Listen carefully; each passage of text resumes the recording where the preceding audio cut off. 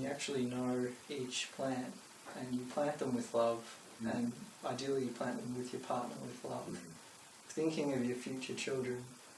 And this is a really significant, profound effect. When these plants have this feeling connection with you, they can bring in incredible knowledge and energy, light and love into that space. And there's, it's a really powerful. We know that plants do respond to love. Absolutely. Yeah, that's It's pretty much proven. Yes. Another metaphysical teacher, Rumfo, just a little quote from there is, find a piece of land and love it, because it'll love you back. Oh, okay. Yeah. I like that. I like that. And that also accelerates our thoughts and heals our bodies and our minds, because some of the information revealed in Anastasia's revealed in the Ring Seeders is a technique of planting seeds and giving the seeds your information, your DNA, Vibration, Right. by putting the seed under your tongue, Oh. letting it soak in saliva, Okay. breathing on it, holding it up to the heavens, and Really? basically this allows the seed to determine exactly what it needs to draw up from the earth to give to your body, because it basically knows what's going on in your body because you've given it this information. She says this is the basic technique, she says, and this will heal any ailments, and even DNA inherited conditions can be healed. That's amazing. That's something I've never heard you're before. tailor making the crop to you. Yeah. Right. And the fruit it will produce is literally for your body. Wow. Really? That's Yeah, amazing. there's great intelligence in the life process. Keep on your cat. That's a cat. And I've done a presentation on the importance of trees and how we are demolishing our parents. Now that implies that trees might be more highly evolved than animals. I actually think that might be true. It could be true because they just do their thing. They capture the energy of the cosmos and absorb the energy of the sun and the air, and they also draw in the nutrients from the earth, and then they unconditionally feed the animals. And they don't complain about it. It's all unconditional. It's all giving, and they don't complain about it. Maybe they're evolved species, just like the earth itself is a sentient being, according to many indigenous cultures. There could be some basis to that. That might sound like a crazy idea, but I'm in agreement with you that it's possible that plant life is the most intelligent species on the planet. Well, Anastasia talks about how one of the quotes from the books is that the cataclysms of 1992 did not happen because in Russia there was something like 20 or 30 million families that they were starving, and somebody in the government had the foresight to give the land back to the people, and those people started working the earth with their bare hands, not with contraptions, not with machines, and the earth as a sentient being can feel all those pairs of hands and gave it the courage to carry on with us. Otherwise it would be throwing us off the planet. So basically we can heal the earth by having this close individual connection with the earth, by planting seeds and giving love back. The earth is hosting us, right? But if we get too far out of hand, it's like our own bodies, it's like getting a rash, and it'll just throw us off.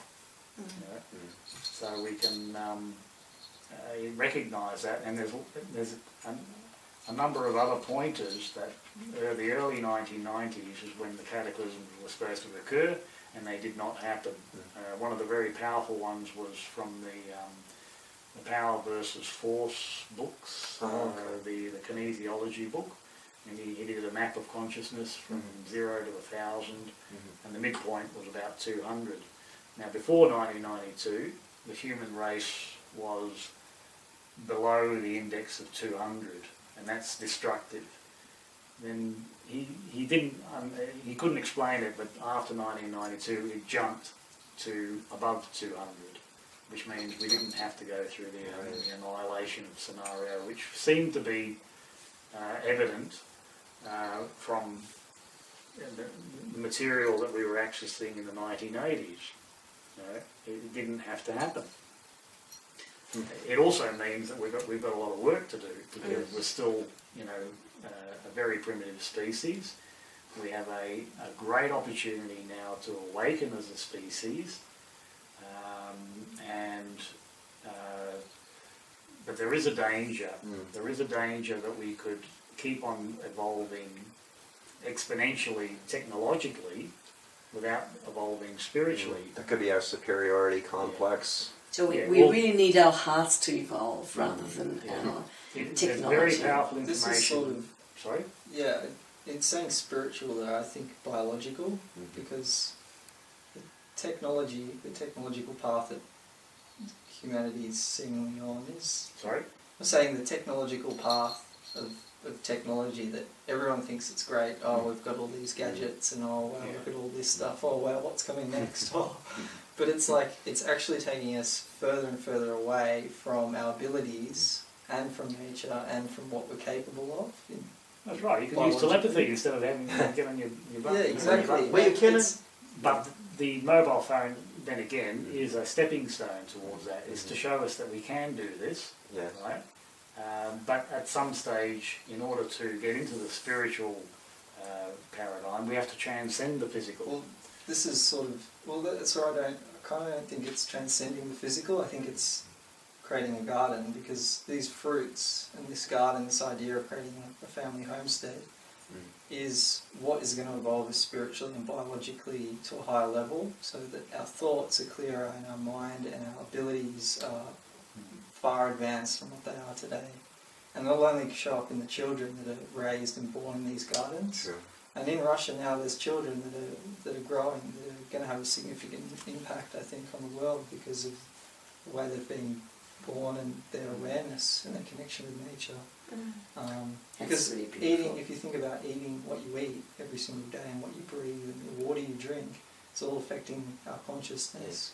Well, you are what you eat. Yeah, and that's In a why sense, yeah. this is a spiritual thing. To create a garden is probably one of the most spiritual acts you can perform, and it's, to me, that's spirituality now. My first book was, I wrote it in 2000, well, one of my first big books in 2011 was Illusion of the Body, and it was, a lot of the information, it was kind of channeled, but also a lot of it I took from a book called Secret Life of Plants, which was amazing. It was amazing to what I learned from that about plants and about the intelligence of plants, and it just brought me to such a higher awareness and appreciation of life and creation, and just took me out of myself and out of my mind in terms of what I thought I knew. The revelations that I got in writing that were just put a profound change in my thinking about life and reality. So I'm getting a little bit overly enthusiastic, I think, in talking about this. But well, it's interesting that you're saying that planting a garden might be one of the most spiritual things you could do. I never thought about it that way. So we invite our viewers and our listeners out there to perhaps start planting their own gardens, perhaps to read the Ringing Cedars series, and perhaps to consider, what we can do in the future and ways in which we can change the way in which we live in order to help us evolve as a species.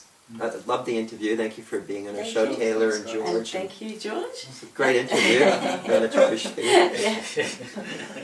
Thank you, everyone. Goodbye to all our listeners from Universal Solar, and I hope you join us again next time. And I hope we've planted some seeds for your garden. That's right. I hope you've enjoyed this interview as much as we have. We can make another episode sometime. Yeah, certainly can. Heaps of information we could share, but anyway, that's... Lots of love. Lots of love from Universal Solar. Bye for now.